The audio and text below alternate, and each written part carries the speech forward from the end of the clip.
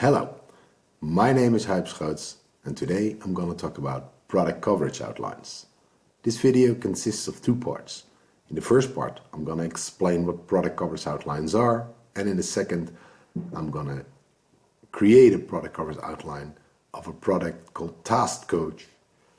And that product I'm going to explore and make notes, creating a mind map, a product coverage outline, based on a set of ideas, heuristics, taken from the Heuristic Test Strategy Model from Rapid Software Testing by James Buck and Michael Bolton. What I'm going to do is I'm going to explore the application, and while doing that I'm going to create an overview which is helpful for further testing. I've never seen this application before, so I want to learn about it in a rapid way by doing some interaction, using it, playing with it, trying, figuring out how it works, and mapping this in my mind map. Creating this mind map has basically two goals. First, it helps me to explore the application in a systematic way. It helps me stay on track. It helps me look at the important parts of the application, which is the second goal. It helps me learn about the useful aspects in the application. As I always say, if you don't see it, if you don't know it's there, you can't test it.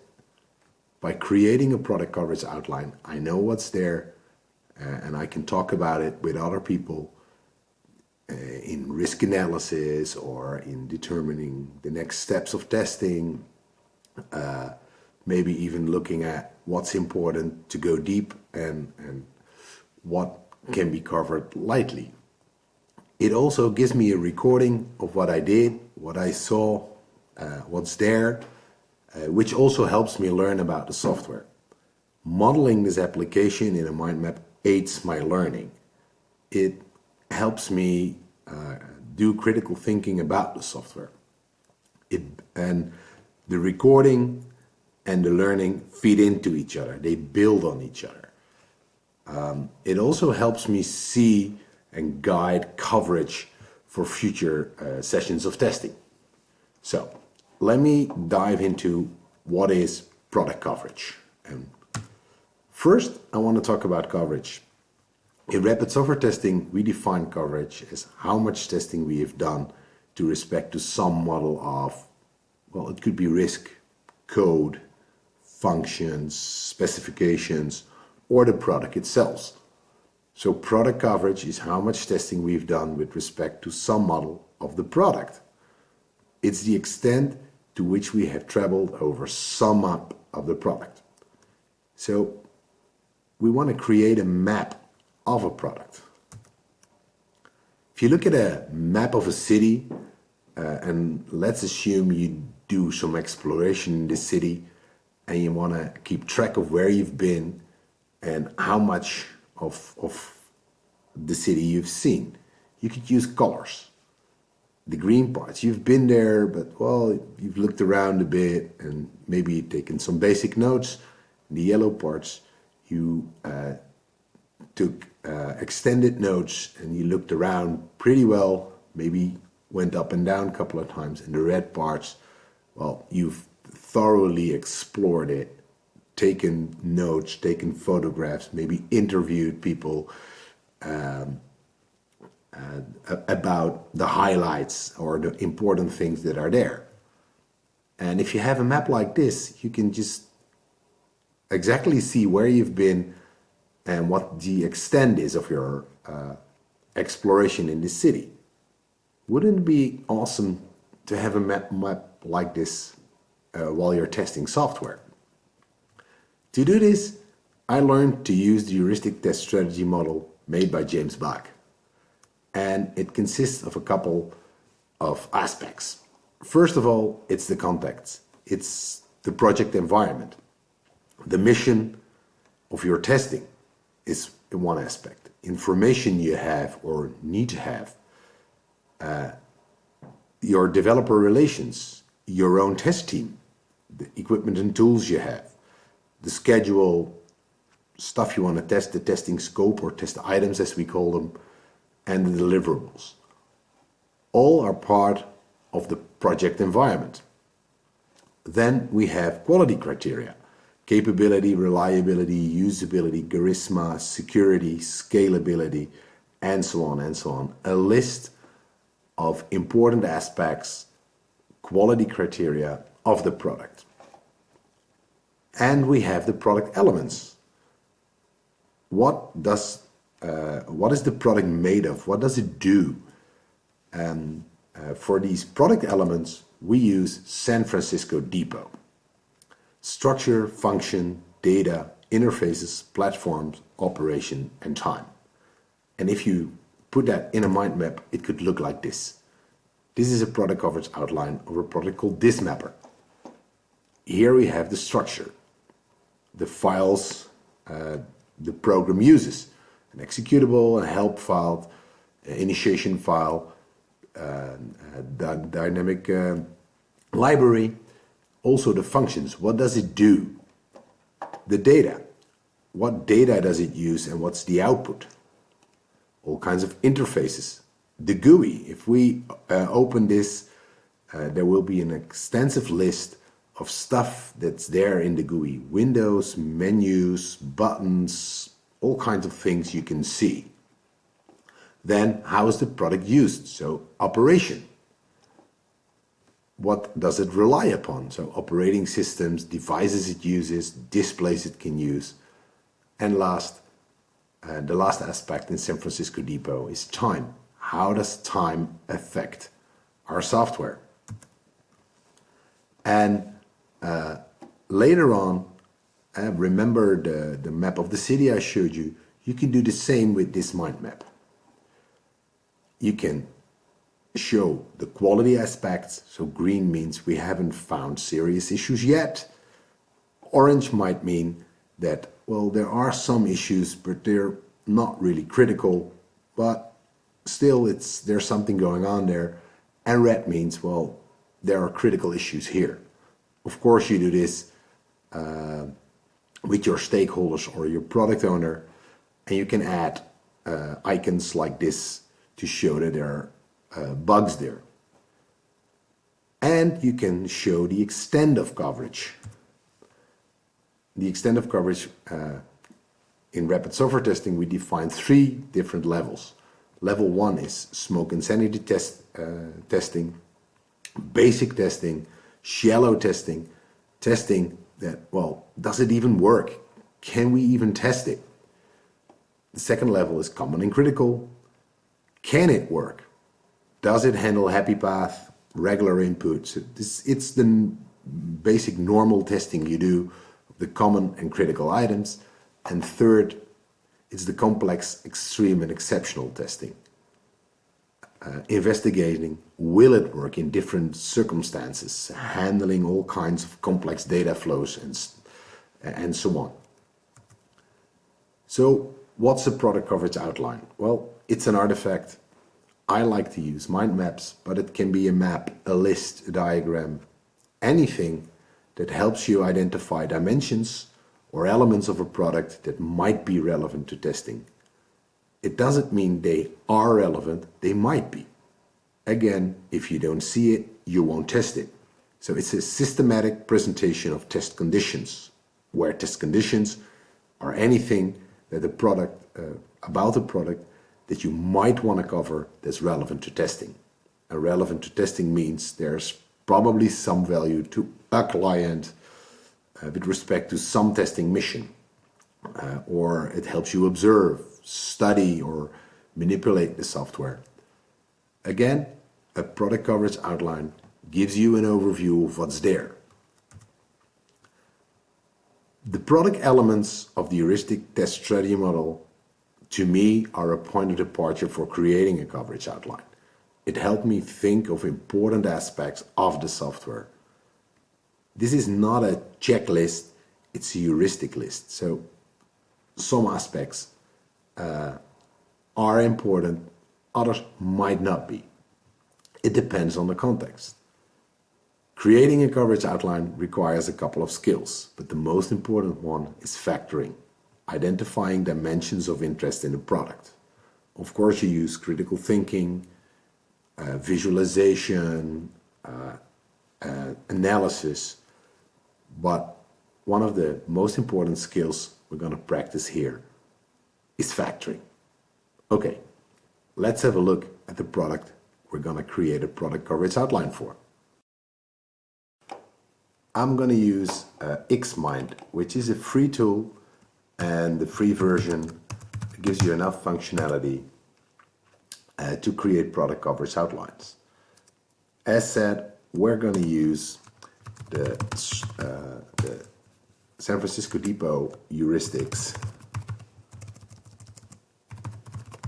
to create this product coverage outline. So it's structure, function, data, platform, interfaces, operations, and time. So if you put platform there, it's SFDIPOT. Okay, now let's fire up Task Coach.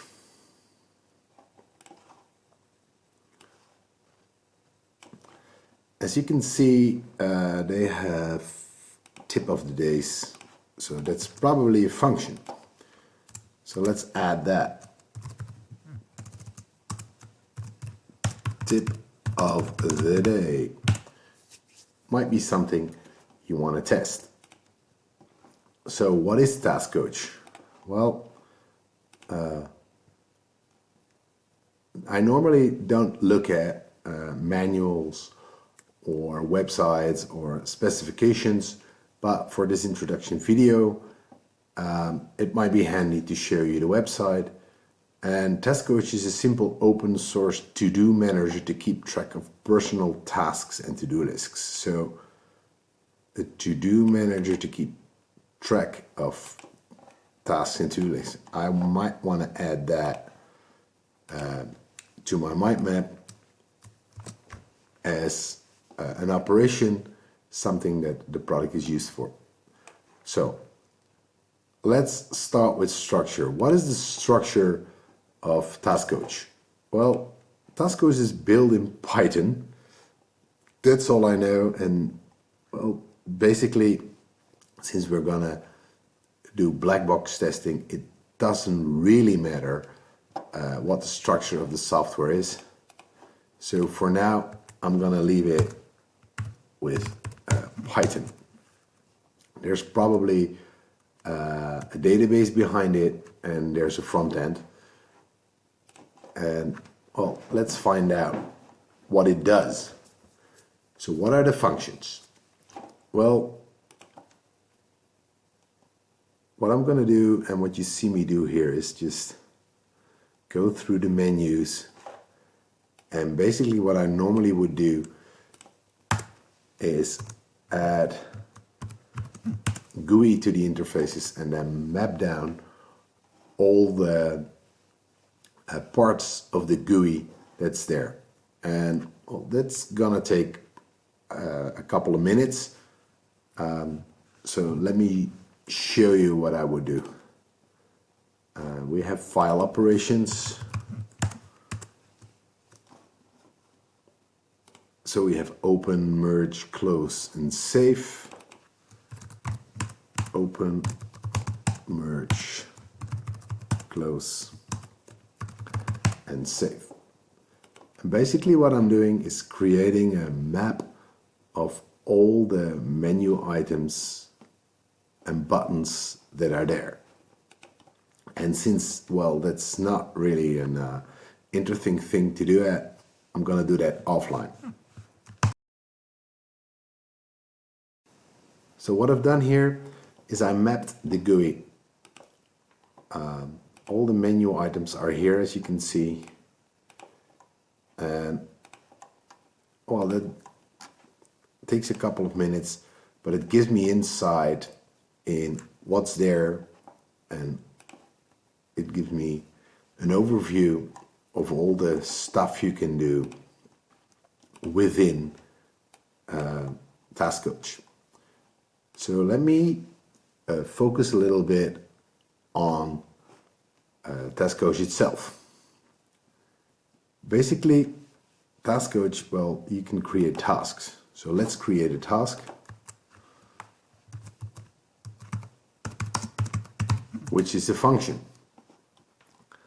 And while creating a task, there are a couple of things that you can add to the task. So there's a subject,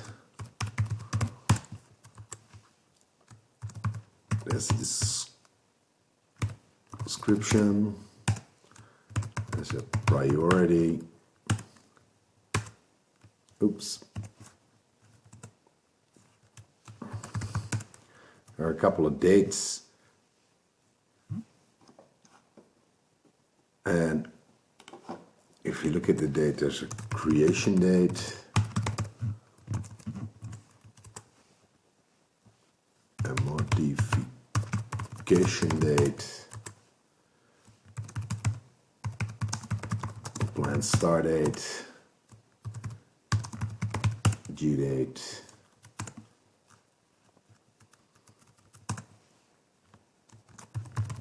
actual start date, completion date,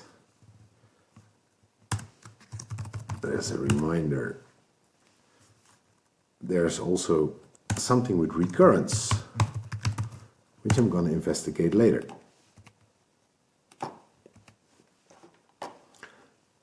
So while adding a function, I also found a lot of data. So let's create a task. Task number 1. This is a description. I can put priorities in here. I can type stuff in here. Oh wow. You saw that? That's interesting. I'm not sure what happened there. So in my mind map, I sometimes add test items where I say risks,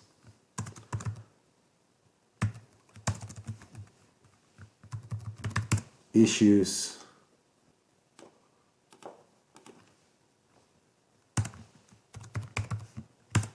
bugs, I'm not sure, there it is, and test ideas. One of the test ideas is, well, basically what happened,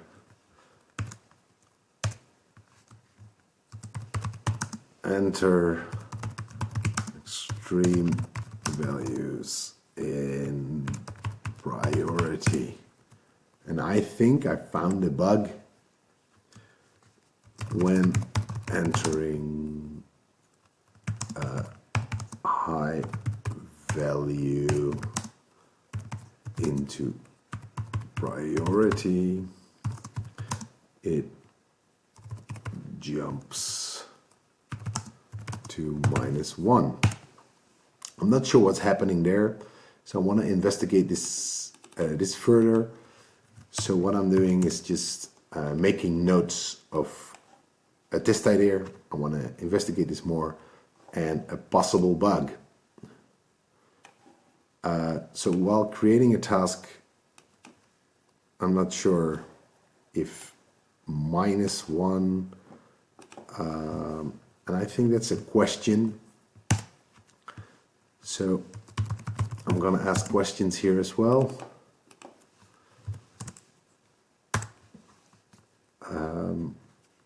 Can priority be negative? Something I want to investigate further. So back to functions. So creating a task, I can add subject description, priority, well, let's make this 1, and close it. So then I'm going to open it again, and hey, oh, my priority is still there. That's interesting. You saw what happened there? Priority is not visible while opening, only if you hover over task. That's interesting.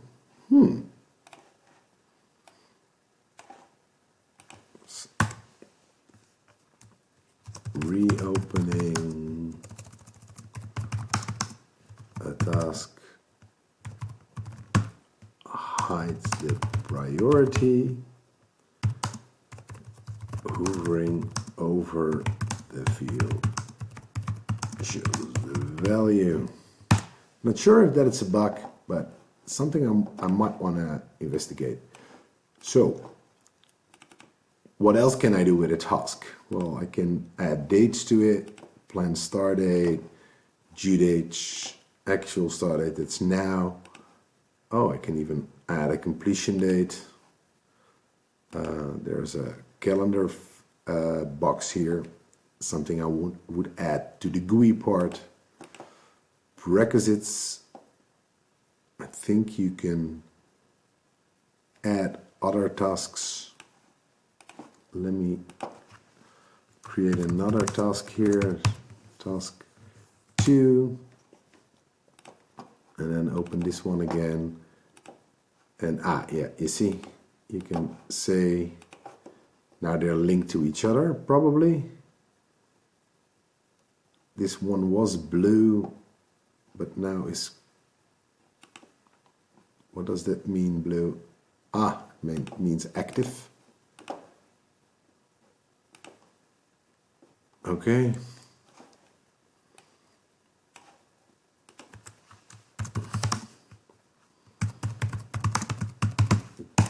Something I want to do, I'm not sure how that works. Activate tasks is a function. So what else can I do with a task? There are prerequisites. I can add percentage complete. Okay. Looks interesting. Must complete when childs are completed. Okay, can add that as well.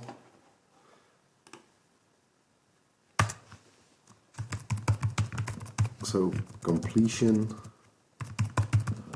is a function. Oops. Categories, that's interesting.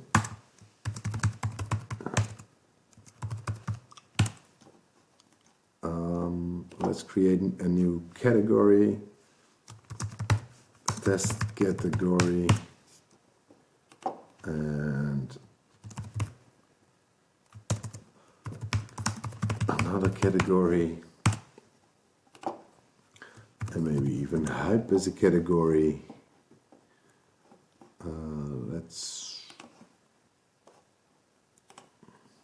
Does it save? Yes, it does save. We can add budget. Okay, so budget is a function. Effort. Effort per day. I'm not sure how this works.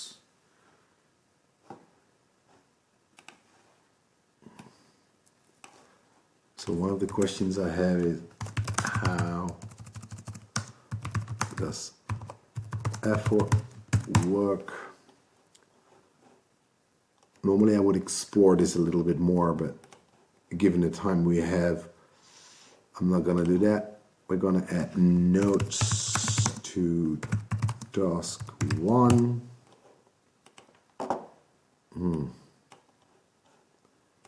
It's probably because I have a half screen here that it doesn't show pretty well. I can add an attachment.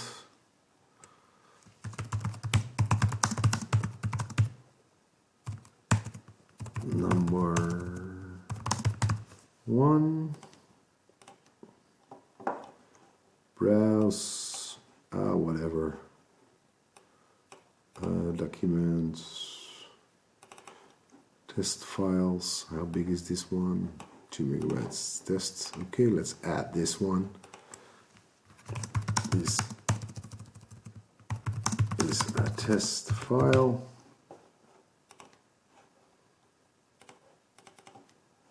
Can I open it?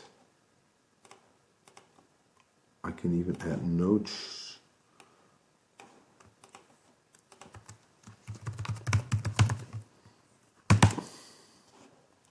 Notes to the attachments. Wow.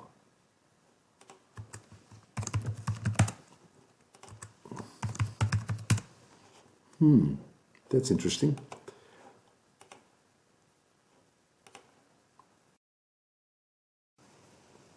So a little bit more investigation on tasks gave me this list, and to tidy up a little bit, I'm gonna, and that's the function of a mind map that makes me really want to use it, is it's easy to well, drag and drop and categorize and restructure it. So that's about tasks. So let's investigate a little bit further. There's an undo function and a redo. Undo and redo. Copy, paste, cut. It's not really, there are a lot of preferences here. Okay. I'm gonna dive into that a little bit later, showing you a different way of mapping that. Okay, so there's view. We can hide stuff, sort stuff.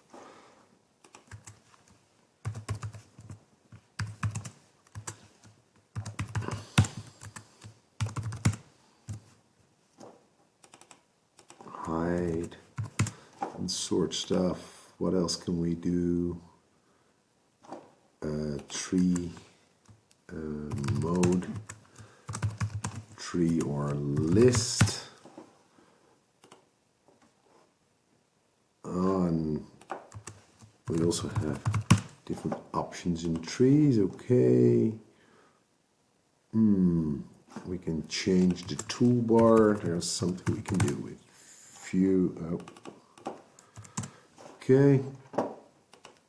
And we can hide a status bar, I guess.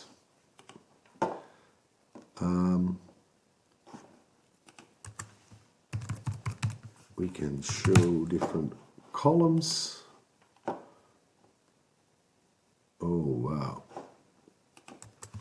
A viewer with all kinds of different things. And in my GUI, I already have a list of viewers. I'm not going to retype that. I'm just gonna add a relation to it. Inserts relationship. Okay,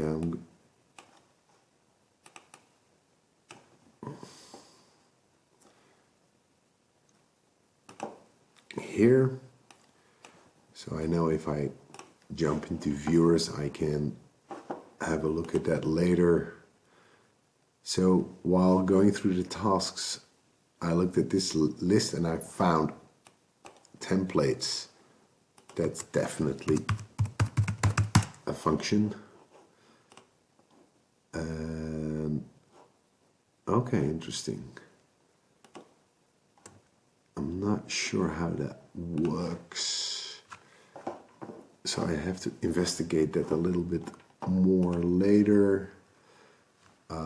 Attachments, open, attachment, notes, mail. How does that work? Oh, okay.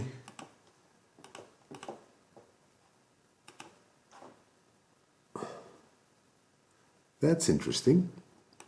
Something going wrong here. Not sure what it is. Maybe it's a bug. Trying to mail a task gives error.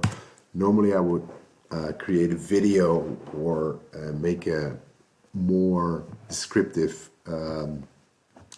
bug description, maybe with some screenshots and some steps. But for now, I'm gonna leave that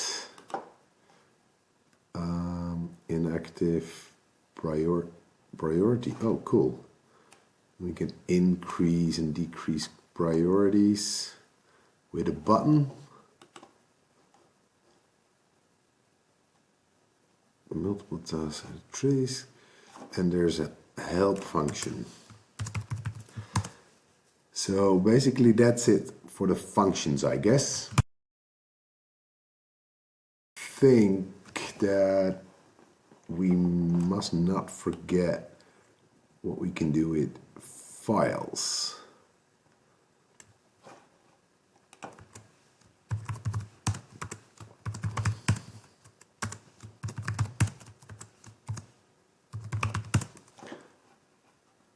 And there is a way of do it templates. Where's the template? We can import them, we can open them.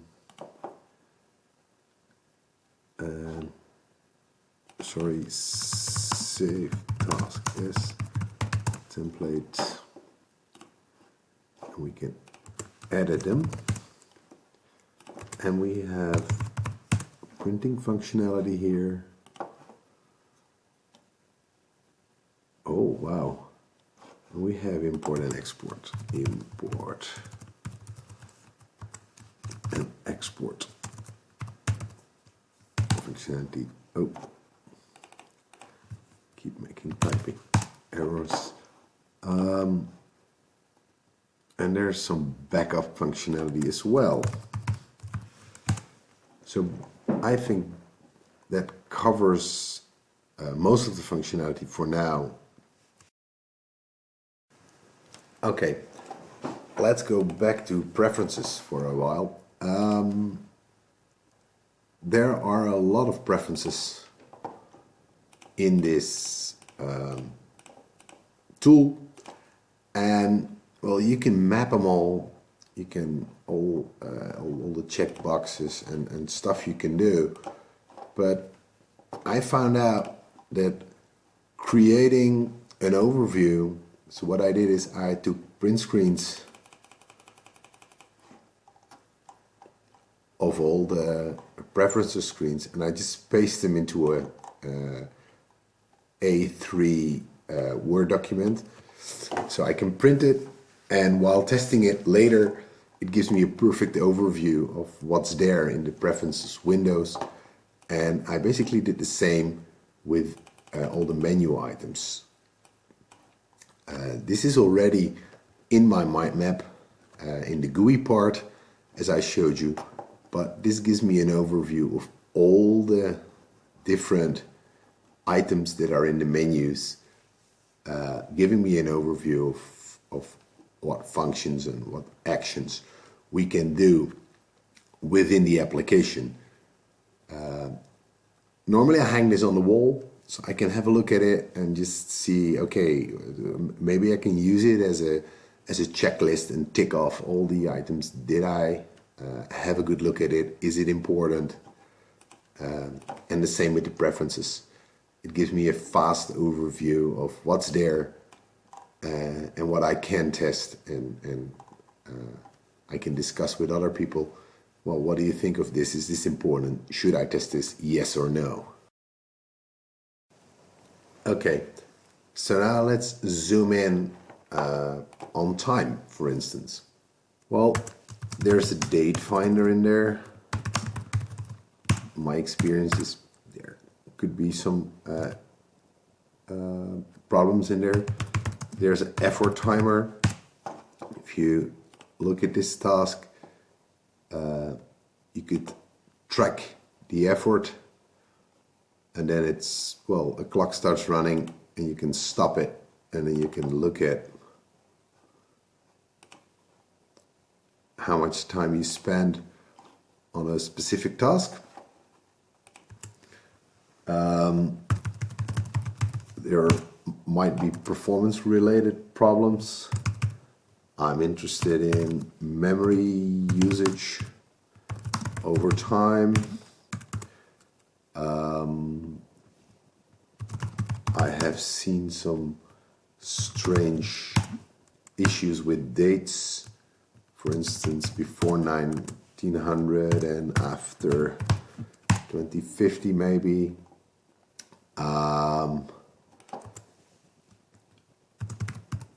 Daylight savings. All kinds of things time related, which are specific for this program. So how do people use it? Well, the program itself said a to-do manager to keep track of your personal tasks and to-do lists. But why do people use it? Well, I think to get things done. And they basically do that to set priorities, maybe for motivation,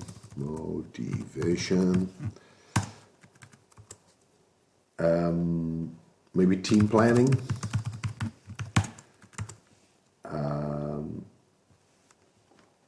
because I think it's usable on different different devices, even inside in tasks on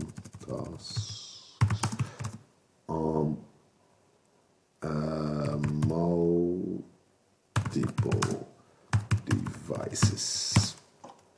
So let's dive into platform. What platforms are supported?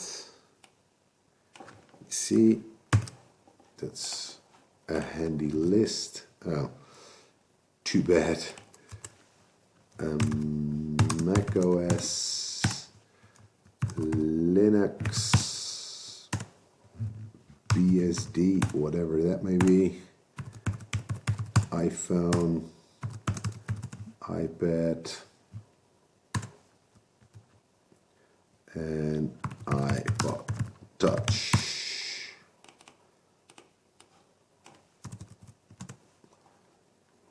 Okay, so that's for that. Operations. Let me think of something else. How will people use this?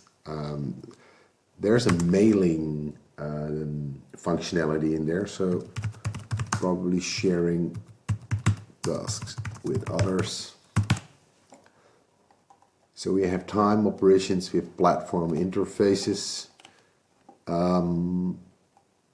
So let's have a look at the features. Editing, deleting tasks and subtasks. Yes, having a subject description. Yeah. List a tree. We've seen that. Sorted attributes. Yes. Several filters. Completed task. Yes. Created dragging email message. Task can be dragging email from an email. Wow. That's an interesting function. Attachments, status dependent subtask, task node be assigned to user-defined categories. Okay, setting persistence. Okay, track time spent. So I think in operations, how do I spend my time? Maybe for our how do you say that in English? Time writing on projects or I don't know. File format is XML. Cool. That's something I can add to structure, but also I guess there's an import and an export. Oops.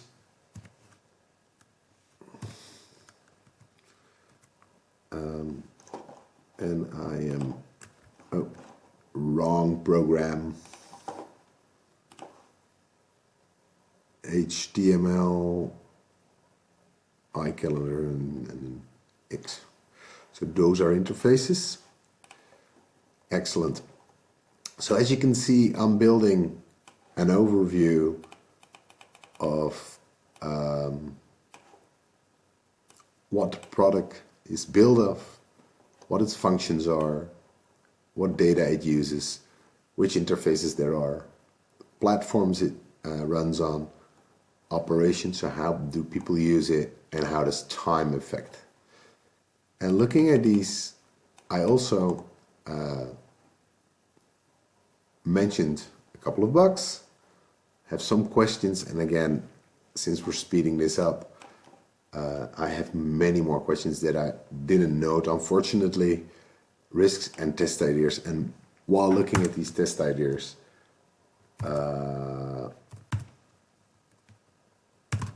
multiple users, and there are many more.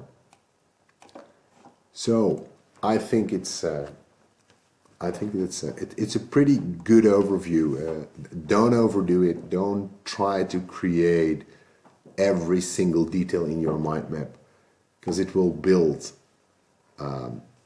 You will look at this later and you'll say, hey, I forgot something. Like while I was saving one of the videos, I saw, oh wow, I forgot subtasks.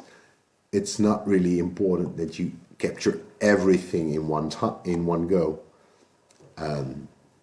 You will find new things and you will add it. But this gives me a neat overview and insight in what the application can do and how it works. And this mind map helps me talk about risks with my colleagues and with my stakeholders. Helps me create a test strategy, informs me on what's there, so I can have a better insight in coverage. I think I have a good starting point for my future testing.